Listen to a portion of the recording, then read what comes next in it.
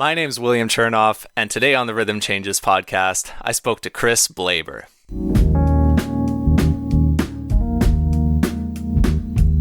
Chris plays in the performing arts ensemble Scrap Arts Music.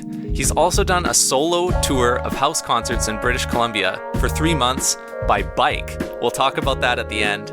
We start by talking about how our paths have crossed at folk festivals while he played percussion with the group Balkan Schmalken. Chris has one of the best laughs ever. You'll hear it very soon. And I just met him in this conversation, so I hope you enjoy it as much as I did. So I wanted to start with an area where I know for sure we have common ground. And this will flash back a couple years now. But tell me about your experience at the 2018 Wood Stove Festival. So where's the Wood Stove Festival? I only did the Wood Stove Festival in 2019. Oh, okay. Great. Yeah, no, it's So- in Courtney Comox area, right? Yeah, that's right. Yeah, I was in a weird house, which was kind of cool. The parade down the street in the middle of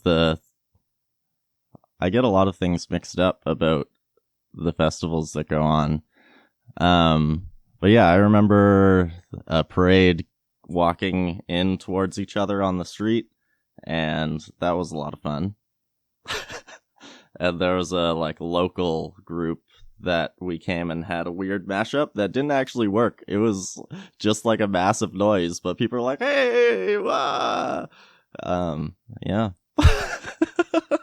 I remember when my band went there the year before that in 2018, we also stayed at somebody's house and they weren't there, but they opened it up for multiple visiting artists to sleep over in that house. It was phenomenal. Awesome. What's your...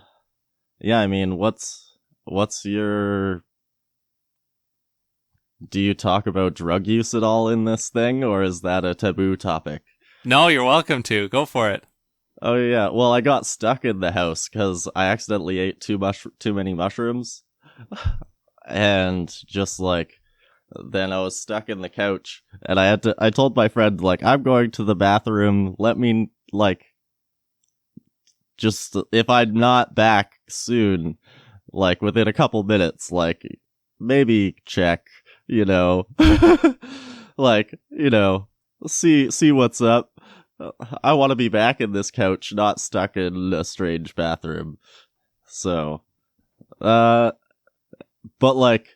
that was a thing. And, we found out that dogs don't like large people with large instruments, especially when the large instrument turns and all of a sudden looks larger. Like a Barry saxophone, which straight on is just a line, and then it turns and it's like a 5-foot wall of steel on being worn by somebody like Mike W.T. Allen or Ashton Sweet, who's 6'6". How tall is that person? I don't know. I feel like a short person around them, and I'm not short. Well, I don't know how tall you are, so I'll have to take your word for it. But Balkan Schmalken is a group I've seen a whole bunch at different folk festivals in BC. So can you walk me through the time that you spent with them? Because I'm actually not too familiar with what it feels like to be part of that group. And I've always been in awe of how much they get around. Yeah, I mean, in terms of the group, it's a combination of community type members and professional musicians. So at least the main core of the group is people that gig regularly. Most of their lives come from playing or gigging places. So right now that's me, Sweet Mike. I mean, not right now because pandemic, but or people that have gone through a whole bunch of training and then now they're doing it as a community thing. So they had degrees in music, but now they're a fundraiser for some big corporate thing or whatever. So it's a really interesting group of people, and it's kind of a side thing for everybody to do for fun. And Do you know much about Balkan music? I only know a little bit because one of my best friends is a guy named Steve Clements who's been associated with them a little bit, and he started some other Balkan groups. One of them was called Malagrupa, and he's associated with this other musician named Nikola Tosic, and I've learned from him the only thing that I know, which is very little, so I'd love to hear more about what you've learned about Balkan music. What do you know? I know that there are some odd time signatures associated with that folk music, and that it is a groove-based thing that features a lot of improvisation, similar to some styles of jazz and American folk music, I guess. But other than that, and other than the kind of harmonic sound that I associate with it, I really don't know anything about how to play it or how to approach being in a group like that. Yeah, so where do you start? Like, Balkan music it's dance music. And it's so in the West, we generally perceive things with even beat structures as dance music, because that's most of the stuff we hear. So, like, everything with a consistent 4/4, whatever. But in the Balkans, or in that style of music and culture, it's based in, like, groups of 2s and 3s that are steps and skips, or, like, steps and jumps take slightly more time than a step. So if you've got a step skip, step skip, step skip, step skip, 1 2 3 4 5, 1 2 3 4 5, 1 2 3 4 5, 1 2 3 4 5, step skip, to skip, step. So you have to realize that it comes from that, and it comes from the dances and how that feels and how that, like, rotational movement works in terms of approaching the rhythm. And then the melodies and stuff, I mean, generally you're looking at strong tonal-esque melodies. And then in terms of Balkan brass music, that has to do with, I mean, the entire region is just like a giant smorgasbord of unrest for, like, generations. So, like, the Balkan brass band stuff comes from the Ottoman Empire. And there's, like, a tradition of brass bands that had that. And then a bunch of the repertoire comes from stuff like post-World War I and II. So there's songs like Mountains of Madness, which is, like, you've a lot of these dances are traditional, like, Jewish dances, horas, and which I believe, I'm not gonna guess on what something means, but like you'd have a Pravo Hora, whatever, and that'd be the title of the thing, and it's like a dance of this, you know. You've got a traditional dance from every single city and location for every culture, or, like, place and community. I don't know. Who were some of the people or the places where you started to learn more about this stuff?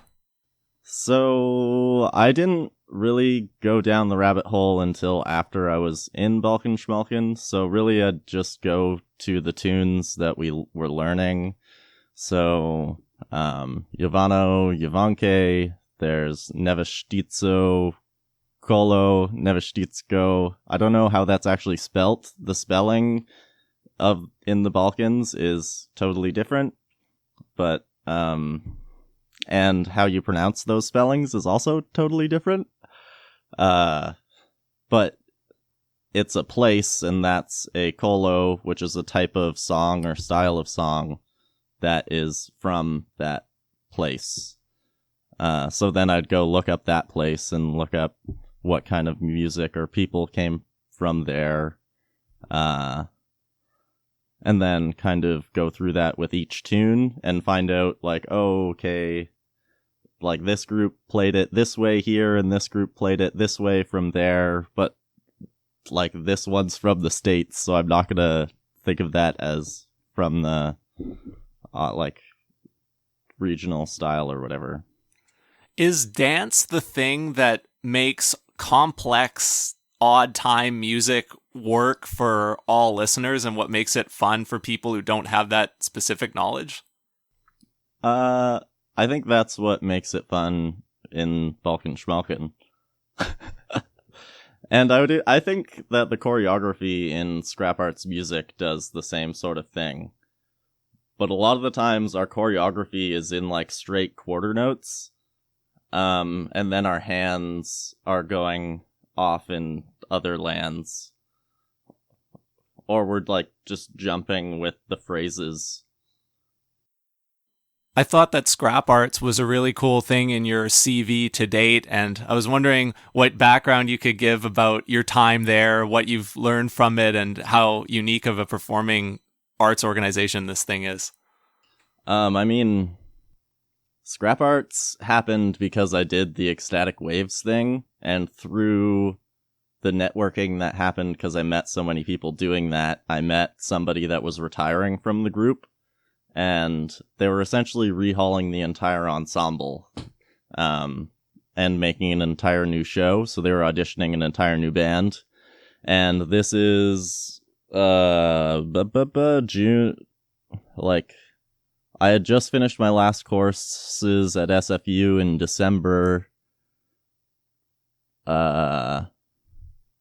So we're talking like spring 2017. I auditioned. I ended up getting in, probably because the person referred me. And then we did like 6 months straight of 20 hours a week rehearsals paid in Victoria. I moved to Victoria to do that. And we learned, like the entire show. And then went on tour and then changed stuff about it. I mean, that those 6 months themselves, like, I became a new performer. Like, there's a new level of confidence. You don't do that anywhere else. Like, a gig here in Vancouver, you're looking at like 4 rehearsals and then a show. Like you're hired by a singer-songwriter person, you've got a couple rehearsals to learn like a 2-hour set. This is like a full-on production. Okay, after this piece of gear has to go into this wing, and you go to this wing, and you go to this wing, and then we grab these pieces of gear, and then we come out and we put it together, and that's this thing. And then while that's happening, somebody's playing like something, and by the time they're done 4 phrases, we've got to be out with the big drums, and we're ready to go. You've got to choreograph the changes between different sets, different combinations of instruments. There's not enough room in wings to have everything set up, so like some things are semi-torn apart, some things aren't semi-torn apart, and then you gotta jump. And that suits what the music is so well too, because the music is all about this spontaneous vibe and about creating new novel things in and of itself as an artistic end. So the actual process of putting it together on stage sounds a lot like the product as well. Oh, well, it's all Gregory Kozak and his wife Justine Murdy in terms of like the show. Like, we contribute and we say like, I can't play that, or like, he uses the skills that we have. Like, okay, you can deliver this sort of thing really well in this context or on this thing, because like I've spent so many years training in whatever the heck I've been training in, and other people have done their thing.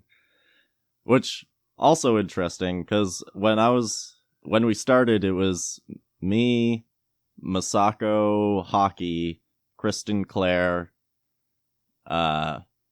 Alex Campbell, and Greg Kozak playing. And me, I'm like a academic composer person that studied percussion on the side. Masako Hockey is like a pipe band award winner Japanese percussionist. Like, and she ended up in Victoria because she connected with somebody who was bringing like funeral and cremation technologies to Japan, because there's obviously it's a small island and they've got a lot more people, so you need to deal with your dead in certain ways, and in ways that are respectful of the culture and stuff. But that's entirely aside. Kristen Clare is like a crazy LA-based percussionist. She has her own like singer-songwriter marimba thing going on.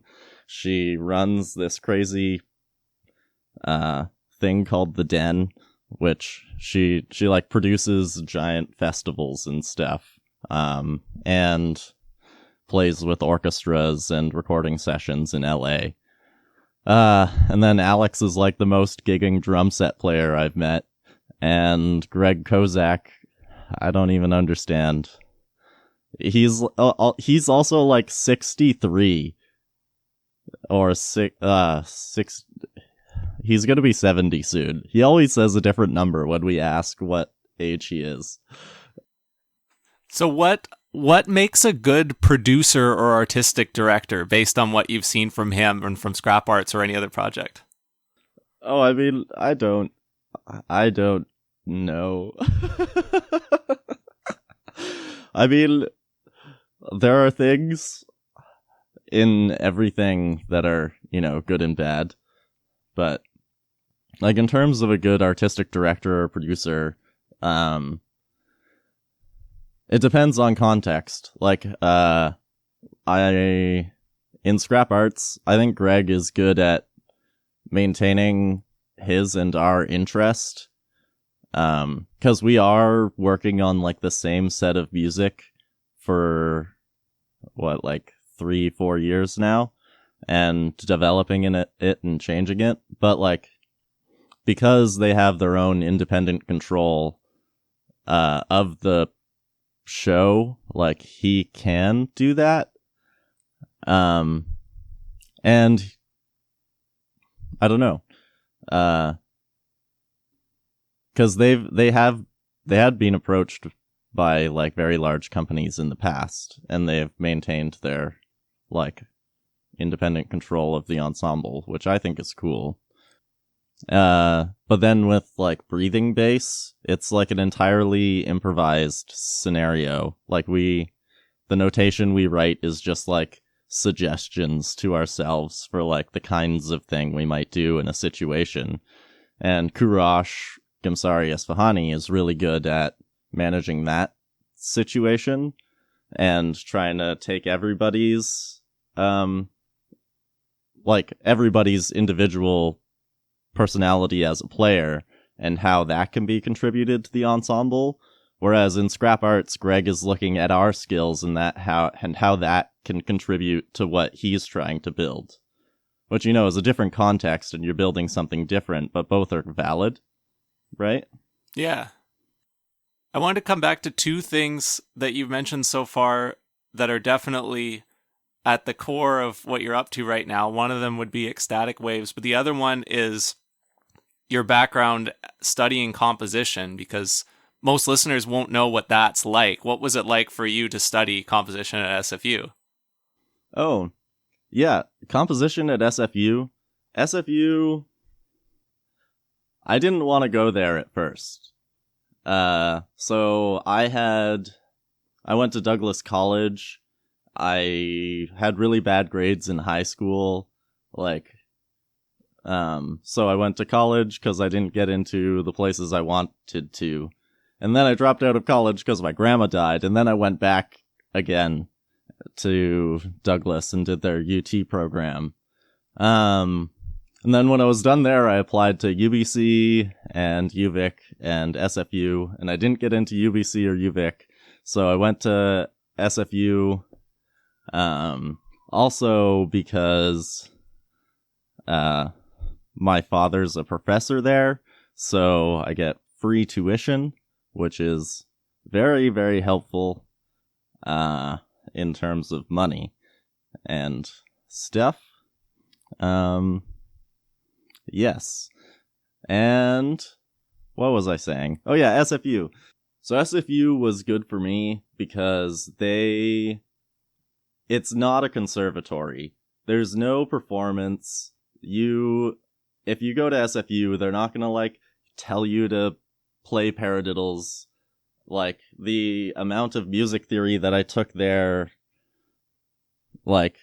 it was only inside a compositional context, and I took like 2 courses over my 4 years that were actually dedicated to theory. That being said, while I was at SFU, within the opportunities that were available there, I sound designed and composed and played live in 8 different dance productions with choreographers. I made like visual art and sound installations with visual art people. The musical theater shows that I wrote are through partnerships between SFU and the Burnaby Arts Council. So I got to do 12 weeks straight of paid work, 6 weeks making the musical, and then 6 weeks touring and performing it. And I did that 2 years in a row. And we were also supposed to do like the booking and production management stuff, which is where my knowledge in that realm came from. Because it's like, okay, we like made this thing for a show and now we've got to book it and nobody else is willing to do the paperwork. I'll do the paperwork. So then I just started booking my own shows. I was like, oh, all you got to do is contact people and tell them you cost this much. Wow. I'll contact all the people. And then, yeah, and I did a reenactment of Bluebeard's Castle, which is an opera by Bartok, Bela Bartok. Obviously, the music was nothing like Bartok's. Like, no quotes, no nothing. Totally different. It was a setting of, like, 2 men as the lead roles. And then, yeah. That's that. That's SFU. So it seems like there's another important thing that you get when you're learning to be a professional artist, which is like how to notice and fill the gaps, like the things that people don't like doing or don't know how to do yet. And maybe you don't know how to do them either, but you see that as a green light. Somebody's got to do it.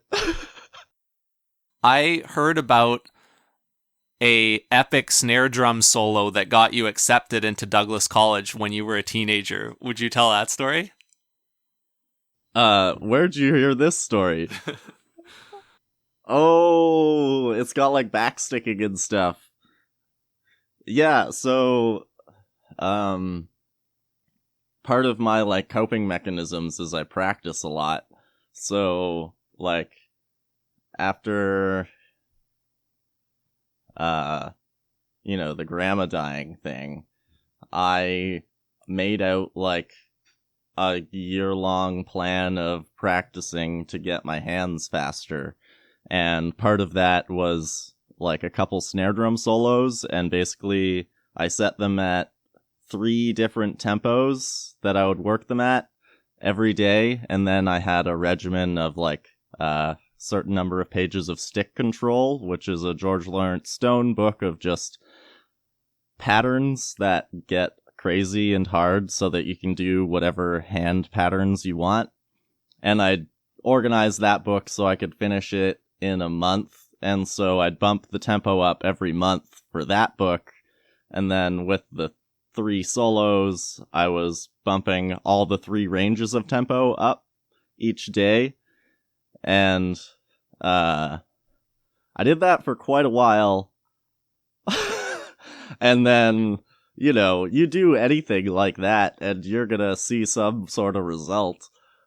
I'm gonna say I have lots of opinions about the way I played back then, but like I could play snare drum fast.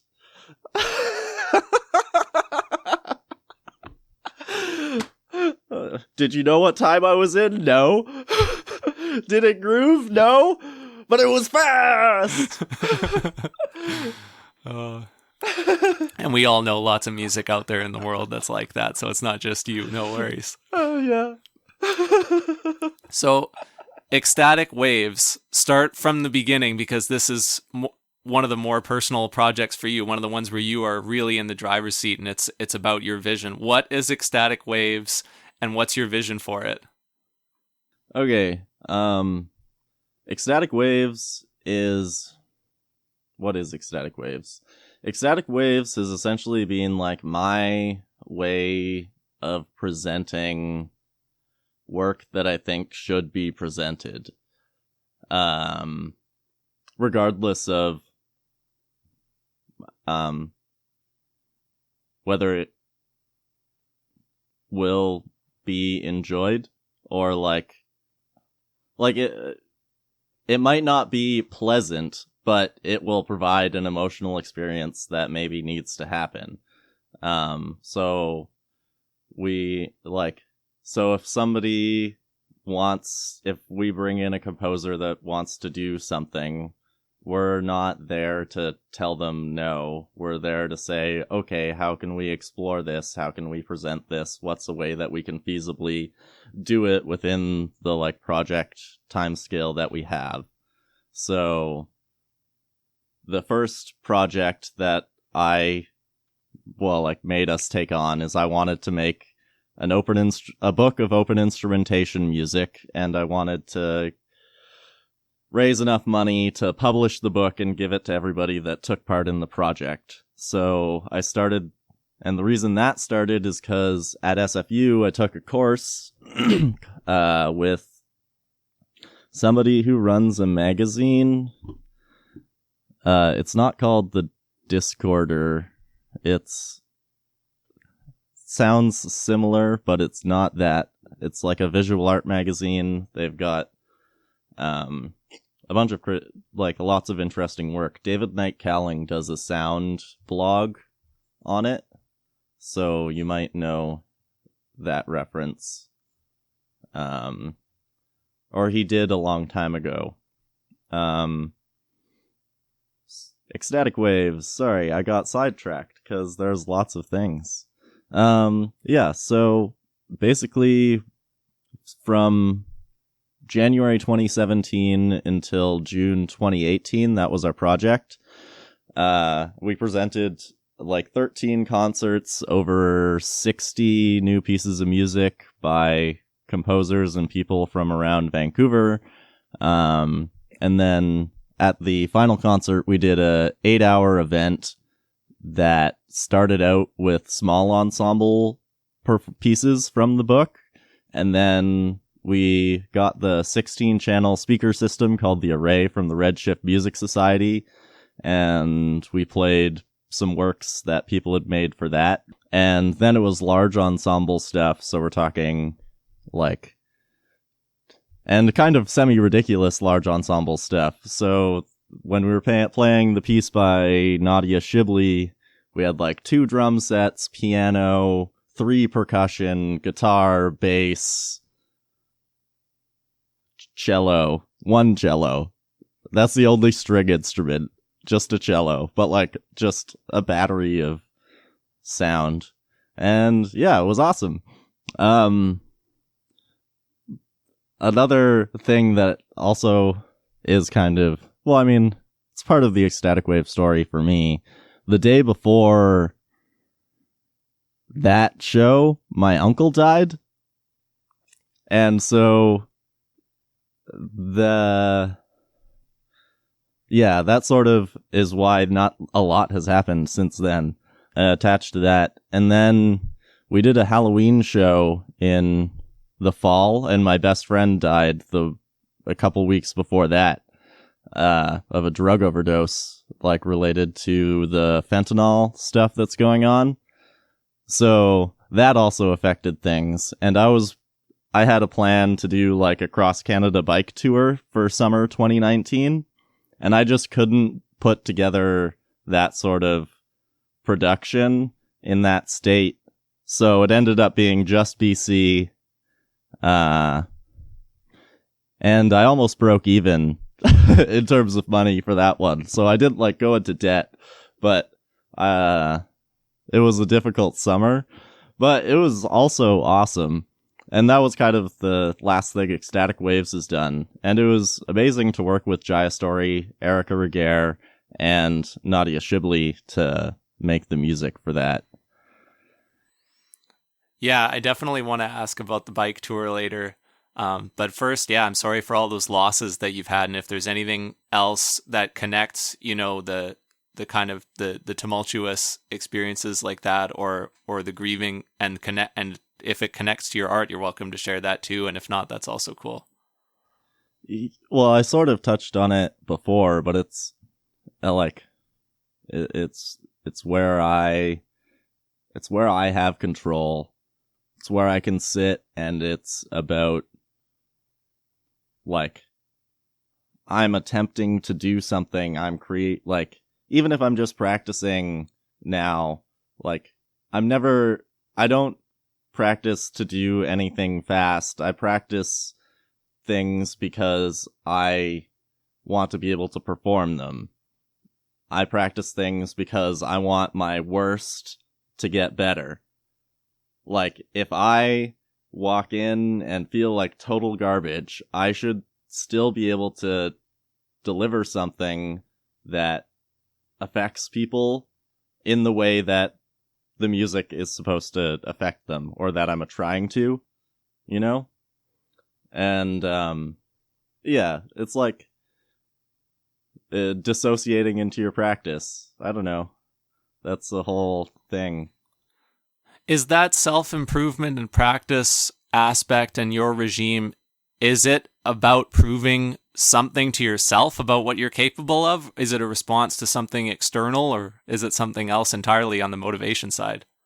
It makes me feel good. I mean, I've been doing it for so long now. It seems like things like that, they work best maybe, and they feel the best for you when the most satisfaction comes from the continuous process of doing it, rather than trying to reach something that's far away, like a goal. Well, I'll add another layer to it. I attempt to holistically think about my practice in terms of, I guess we're now going into general practice philosophy in terms of being a musician stuff. But I now understand I have a better understanding of what training means and what practice means and how that relates to learning. And how that relates to learning a physical skill. So, yeah, my dad's a kinesiologist. So he has a very specific knowledge of the human body, that we just had books and stuff lying around.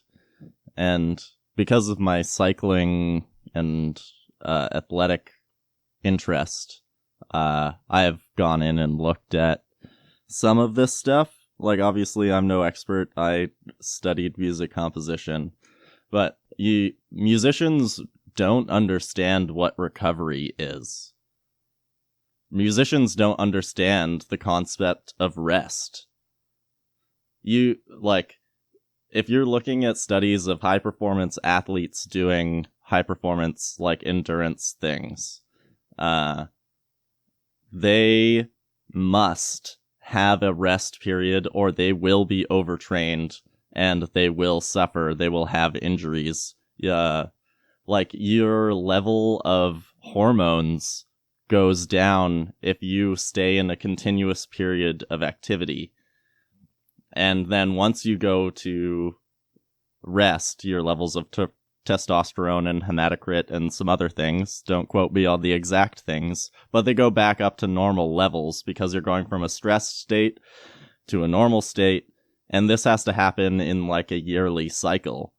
So as a musician that needs to wiggle your fingers or drum, and in my case also jump and commute as a cyclist, I need periods of time with minimal activity so that I can continue doing this into my old age.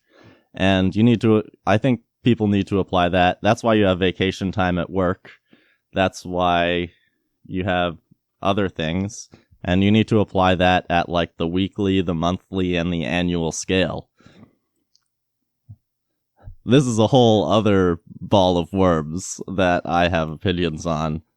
No, let's stay here. There's some really valuable stuff in here. There's a few things I want to linger on, but the first one is just revisit, if you can, those periods of time, because you mentioned something to do with annual, but then you also mentioned periods of rest. So what are the time frames here that musicians need to know or take from the correct athletic process you just talked about?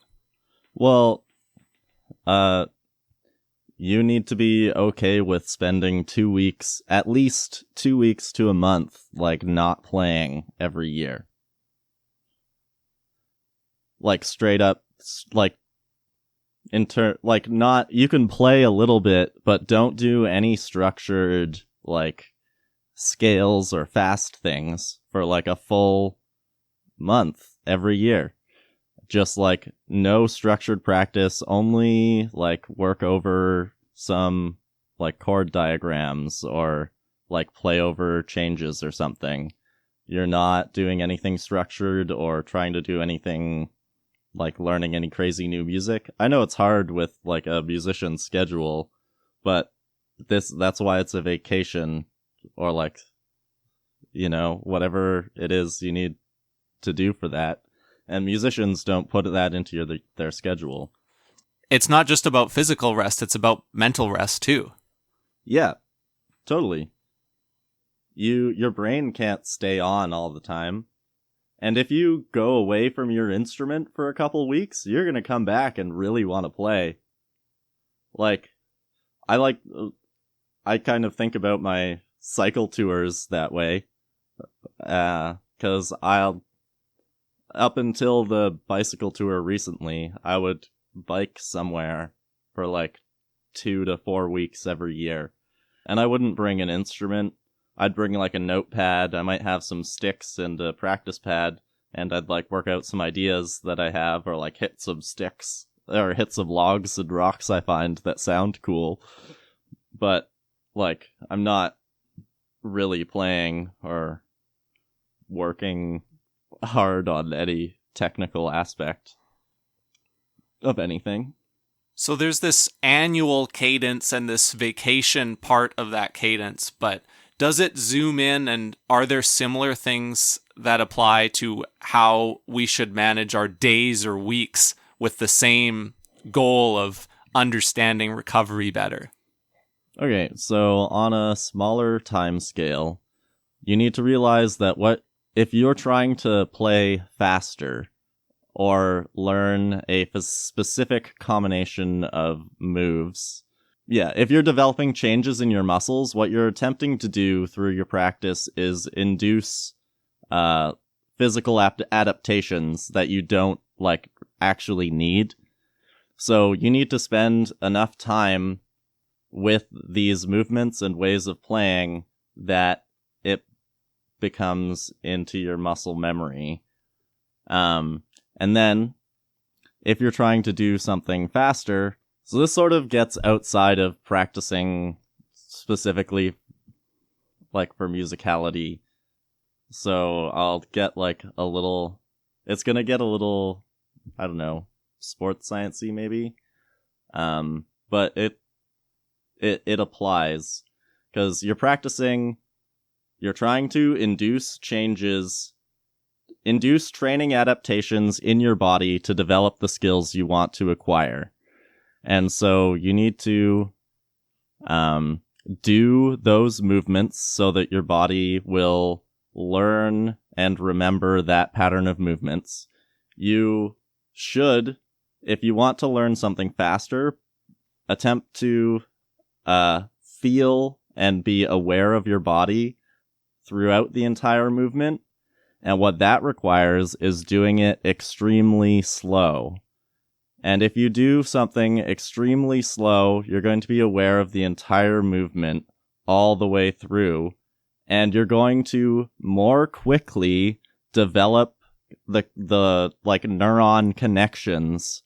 Like your brain is sending signals to neurons through, and that connects through. And literally through your daily practice, you are developing stronger myelin sheaths for your neurons to communicate faster specifically to those parts of your body. And you become more aware of it. And then it's a lot easier to go faster if you've done it a lot slower. So there's one thing to think about. And then in terms of rest and recovery, if you spend a lot of time doing this sort of motion, as a professional musician, you're essentially walking the line of repetitive stress injuries. It doesn't matter which instrument you're doing. You're practicing a specific movement repetitively over and over again. So how do you resolve that? Well, you need to listen to your body. The difference, I'm going to get into something talking about the way your muscles act during exercise. So you've got aerobic and anaerobic exercise. Aerobic and exercise is when you are moving and you can still like breathe and talk. You generally at a lower heart rate. You're talking about like cardio, that sort of stuff. Anaerobic is when you're exerting so much that you can no longer work with just, oxygen. So then that's when your muscles will start cramping and feeling tired and fatigued and start to hurt. So if you're practicing until fatigue, so you're doing an endurance thing, because you're never lifting weights while you're playing your instrument. You're doing an endurance activity by practicing for like 4 hours long or whatever your crazy thing you're doing. Like if you do that to fatigue every single day, you're gonna hurt yourself. You can't do it to fatigue every day. And if you do it to fatigue, the next day don't. Or don't play a bunch of crazy exercises if you played until you were really tired. Like, you need to leave that period of rest. And, alcohol does not help you recover. If you drink alcohol, your recovery is impaired. So, there you go. That's in the literature. Look up the science. So there's so much in common between a musician from the technical perspective and athlete from the information that you just outlined. But where does it start to diverge? Where is it no longer useful to continue to compare musician to athlete? I think, because in an athlete, the idea is to become like the fastest. The idea is to become like the person who can jump the highest, who can shot put the furthest, who can run the longest without sleeping, if you look like at super crazy ultra endurance stuff. And in music, what you're trying to do is provide an emotional experience, and convey the emotional experience of the music that you're creating. And there are kinds of music that require physical skills that you need to sit and develop. And that's okay. That's totally fine. But it then needs to be, like, if that's the only thing you do is, like, crazy speed metal, sure. Like, you can do that, and you're gonna have to take this stuff into consideration because this is how the human body works. And if you're not doing that, and you still want to be able to do some fast things, like, you're gonna have to develop the skills, but, and you might, so the other thing that I think about, like, other than scrap arts music, I don't have to use really heavy sticks. Like, they basically take your regular stick and quadruple the thickness. It's literal maple dowels from, like, furniture for, like, putting on the chair back, and we've cut them and he's just spray painted them. They're maple doweling. So they're really heavy. Like, so over this month, I'm essentially weight training so that I can go there, and we're gonna go straight into a month of rehearsing and playing from March 20th until April 20th for a live stream show at the Port Theater. And I'm gonna hurt myself if I don't get my body ready. Like, I've been semi-sedentary for, like, almost a year now. Like, and I'm gonna have to go there and jump every day and play with these heavy sticks at that kind of tempo every day. So I'm, like, in my practice, like, I'm just doing some slow playing at moderate tempos, playing along to tracks with those heavy sticks, and then once I get tired, I put those sticks away and I go to lighter sticks, and I use those, and then once I start getting tired, I put that away and I go to even lighter sticks, and then I only do that maybe like once or twice a week. Here's a secondary thing. In terms of, if you're talking about endurance performance, so I've already developed skills and abilities. So now I need to induce a training scenario where I redevelop those. So I have to provide a training stimulus great enough to induce those adaptations. So, but I don't want to hurt myself, and I don't want to make it so I can't play every day. So, if you look at like weight training and stuff for endurance athletes, it's generally suggested to never do more than 2 high intensity days per week in like a 5-day training week. So if I'm talking about training my forearms to be able to use heavy sticks all day, every day, then what you want to get in is large volumes of low intensity training. So like low volume playing, and then maybe once or twice a week, like one session, I will do some fast stuff with the heavy sticks until fatigue. And always that's preceded by a rest period and followed by a rest day. Because you want to be the most ready for that training stimulus. So you should eat, you should have drank your water. You know.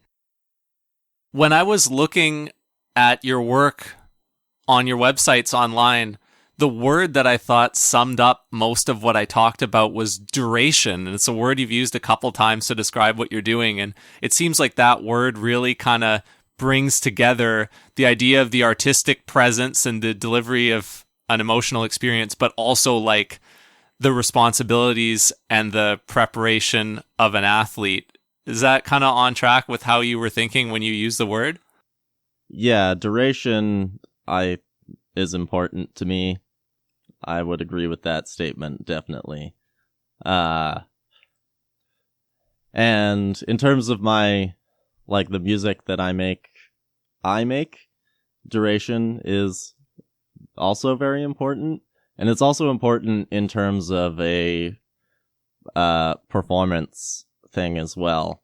And I think that it also ties into my love of cycling, because I like getting on something and like going all day, and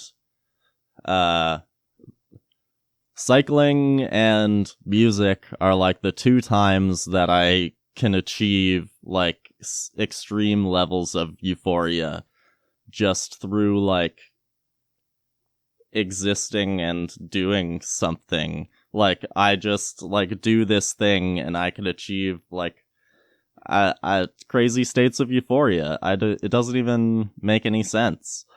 And it either happens through like having a crazy sense of audience energy, which I played at the 50th year opening of the Canucks home game, and like we did like a 1-minute drum feature like, during the thing, and is like, it had changed 10 times before we went out, and we go out, and, like, you hit everything for, like, the 2 seconds. You have no memory of anything, but you're just so, like, high in your mind, like, somewhere, like, because, like, you can't even comprehend that number of people. But that's also achievable just by yourself, like, after, like, 4 hours of not even understanding what you've been doing, and then something happens, and, like, you know, it's a sense of euphoria. Most musicians, I think, have, like, felt this, and it's part of, you know, you want that connection with a group of people, and doing that with an ensemble makes it even more intense. And if you're all able to be together like that, and that requires time with the ensemble, so it's happened a couple times with Scrap, now, when we get to play together a lot. And it also happens while cycling. And there's a thing with the endurance cycling stuff where, like, your body goes into states of crazy amounts of hormones because of the amount of endurance you're doing. And I remember, like, visual stimuli, like, I watched a sunset and I, like, literally couldn't stop crying, and it's just because, like, I was going through crazy hormone stuff because this was right after the bike tour, carrying all the stuff. But yeah, the last bucket of conversation that I definitely need to hit here is this bike tour, because this is just phenomenal, and I really want to know the whole story. So we've alluded to it several times, but take us through the whole walk through that experience and how it came together, what it entailed, and what you've learned from it since. Okay, so starting in the fall of 2018, I decided I was gonna cycle at least around British Columbia, hopefully across Canada, carrying all the gear that I needed to perform and survive. So we had to work out the logistics of, like, what sort of bike could I use? What sort of stuff could I carry? How much stuff could I carry? What's physically possible? And then you also have to book the shows. So I searched up every art gallery and music space and concert hall along all the possible routes, and then I sent emails. I talked to people I had worked with in Ecstatic Waves, so that's Jaya Story, Nadia Shibley, and Erica Reguer, and they were down with the project, and so they wrote music. They wrote music for stereo electronics and a drum set that's fairly small, so just kick, snare, hi-hat, and one ride that's on, like, an attachment on the drum, on the bass drum. Yes. And then, I did the whole booking process myself. I emailed everybody. I dealt with contracts and technical forms. I organized my schedule so that I'd have time to learn the music. I gave myself, like, a couple weeks production schedule. And the way that I booked and organized the shows, I wanted to be able to bike approximately 50 kilometers a day, 5 days a week. I wasn't going to push for more than that. If you talk to, like, a professional cyclist or, like, somebody who does cycle touring, they're pushing 100 kilometers a day at least. And if I wasn't carrying that sort of weight, I would be doing in the, like, 80 to 140 kilometers a day, depending on terrain. And then it's bike tour time, and I wasn't done the bike yet. I was building a trailer, and it was, like, not working.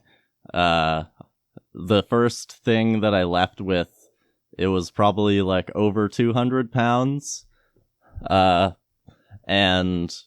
I left on June 8th, and I made it to Whistler, and that bike broke. So the trailer, the wheels collapsed in. It was too heavy. My axles weren't strong enough. The first day that I was out there, I had a guy tell me that I wasn't going to be able to do it, and that, like, I should just give up, like, go home. And I was like, I like, called my wife, my wife, and, like, crying, because, like, I could see it happening, but, like, I couldn't, like, I still had to do it. And so, like, I'm carrying this ridiculous thing. The wheels have collapsed. They're rubbing against the trailer. And I'm, like, biking up the Sea to Sky. And I get to Whistler. Almost to Whistler. And then I get and then the wheel actually, like, pops off. And it's, like, on its side. On the side of the Sea to Sky. And then this guy, Bruce. His name's Bruce. And he's, like, he used to run the, like, Canadian alpine ski team, and he, like, cycles for fun because he's a cyclist. And he, like, he picks me up and he's just, like, reaming me out. He's like, "What the hell are you doing? Blah, blah, blah, blah, blah." But he, like, I can totally tell that he thinks it's badass.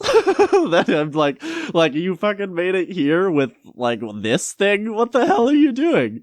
And then he was, anyways, basically, I had to, like, I called for a ride. My parents have, like, a minivan, so I was able to access their resources, which is not something everybody has. And they brought me back home, and it was actually really nice, because I got to go to Joel's, wedding, like, party.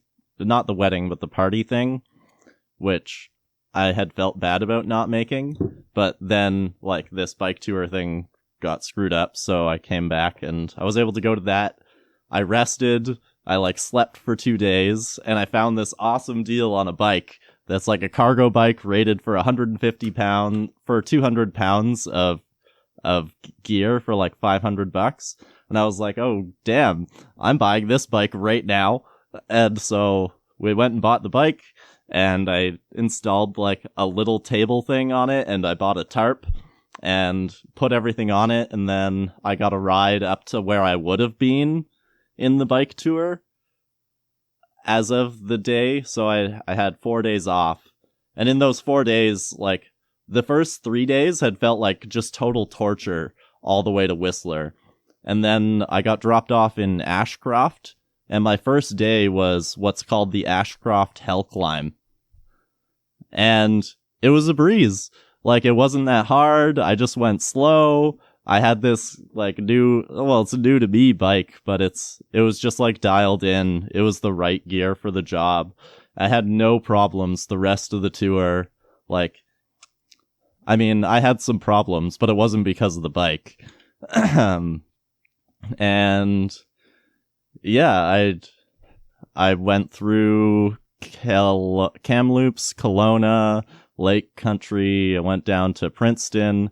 I rode, there's a hill in Kelowna up to the, railroad trestles. And it's like 7.5 kilometers and like 14% grade the entire time. And I met this, cyclist from Brazil who competes. She competed in Brazil, and was starting to compete here. And she was just like, "What the hell are you doing? This is just like a gravel road. I can't convince my pro cycling friends to come up this hill with me, and you're doing it with what?" And I'm like, what? And then I was struggling on that one, because you have to, like, get up to the hill, and then you're onto this, like, dirt path. And but then she showed up, and we, like, talked and whatever, and we made it to the top of the hill, and that was probably the most difficult hill I did. Yeah. I mean, the Coquihalla is long, but at least it wasn't that steep. So what did it feel like when you hit the top of that hill versus what did it feel like when you needed help on the Sea to Sky? Well, one's an accomplishment, and one's just like, I don't know. like on the Sea to Sky, I was sweating so much that I couldn't, like, it was just dripping into my eyes. And I got, and stuff. So, but because the way the bike was, I couldn't really bring my hands up. So, like, I had to keep the balance. It was not a good situation. It didn't feel good to ride. Like, it was wobbly. I don't know. Yeah. Like, totally different. One's an accomplishment and one just, like, I felt like I suffered. What's the view that comes first to your mind when you look back on that whole experience of being out there in all these different places for months doing that? The best view that I remember was coming out of the Kelowna railroad trestles and heading west. Yeah, I believe it's heading west. Yeah. So you head up to the railroad trestles in Kelowna and you head west. You can keep following those. It turns into, well, it's a railroad trestle, so it just keeps going. They built railroads. And there were fires recently, and I had looked up, like, the routes and the reviews online, and they're like, don't even bother going this way, like, you can't see anything, there's just, like, tall trees all the way across. But because of the fires, like, all of those trees had been destroyed, and there was just, like, this massive view across the lakes of, I don't remember which lakes they were, there were so many, and you could see the new growth, like, coming up and, like, covering up just, like, the beach. But you could tell that within, like, 10 years, that view's gonna be gone again. And that's kind of one thing that I thought was neat. And it's cool because it's situational.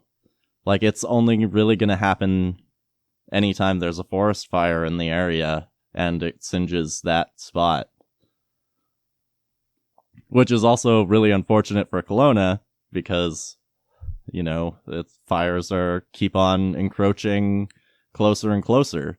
And that's fires in BC is what Erica was writing her piece about. So it's all kind of relevant and ties in together. What was that piece? It's called Disturbance. I don't know if it's anywhere online yet. But what about your hosts for this bike tour? What did you ask to find out if somebody was well suited to hosting? What kind of people hosted you, and what was the in-house experience like? Oh, it was eclectic. So in Vernon, it was a night of, like, weird improvisation stuff. So there was, like, this crazy weird punk band playing stuff, and then there was this really old guitar player that's been, like, around playing crazy improvised stuff with, like, gadgets that he's made and stuff. And then there's some local guy named Bjorn Van Halen who plays drums, and he organizes events. And so it was at, like, a record store in Vernon. And then in Kelowna, I played after an open mic night in the lobby of it's like the main arts center in Kelowna, what's that called? The Rotary? What's it called? It's the Rotary Center there? Yeah, that's the one. So the Kelowna Rotary Center, I played in the lobby after an open mic night, and I got along really well with the, like, assistant director of that organization. She was really nice, and we were, like, surprisingly close network-wise. I was working in a band that her husband had just hired them to do, like, a big thing at their art gallery type thing. And then in Princeton, I played at a Canada Day art gallery show with another punk band, with 2 punk bands. So kind of the punk scene was embracing me a little bit, which was kind of weird and kind of neat. And then also some organizations that had ties to like climate change goals. And so the other place that I played in Vernon, we had partnered with the local ecological society to present the event. Yeah. I guess my last question to wrap it all up is, if somebody was listening and had an idea that's equally as wonderfully ambitious as your bike tour, what would you want them to know before they start to hear the people saying there's no way they could do it or it would never work? What is the thing that is most important to remember or tell yourself when you're trying to do something like that? You've got to get 90 no's to get 10 yeses. Like anything, yeah, you're going to get 90 no's for 10 yeses. But if you send out 10 emails or call 10 people, one person is going to like what you've got, and that's the person you need to find. The people that say no don't matter. They don't care. The people that say yes do. And if you're trying to book gigs, the same thing's true. If you're trying to write grants, like still the same thing. You're going to get a whole bunch of no's. You might get one yes, but that's the yes you need. If you're booking gigs or a bike tour, like a lot of people are going to... I couldn't get anybody to come play with me because they're like, this is so dumb. Like, why are you going to do that? But eventually, like, if I continue that practice, I already have somebody who would be interested, sort of, but I'd have to find the proper funding and stuff. But I've only got one person that said yes in a couple years of asking around. But yeah, you only need the one. And if I need more, I just keep asking. That's my word. Well, if you ever need a host, I can definitely guarantee that. And if you want somebody to play bass with you, I can't guarantee that, but I can train. Thanks so much, Chris. That's a great place to wrap. I had a blast talking with you. Thank you so much. That was lots of fun. Thank you. If you like this podcast, subscribe to get more from wherever you listen to podcasts. And if you really like this kind of thing, visit rhythmchanges.ca and check out our music journalism serving Metro Vancouver, BC. To support what we do, visit patreon.com/rhythmchanges or click the support button from our homepage. Thank you so much for tuning into this episode. We'll catch you next time on the Rhythm Changes podcast.